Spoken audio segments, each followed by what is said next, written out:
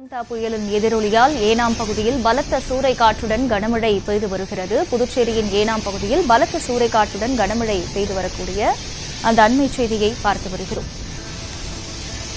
குறிப்பாக ஏனாம் பகுதி ஆந்திராவை ஒட்டி இருக்கக்கூடிய பகுதி என்பதால் அங்கே மோன்தா புயலின் தீவிரம் காரணமாக பலத்த சூறைக்காற்றுடன் கனமழை பெய்து வருகிறது.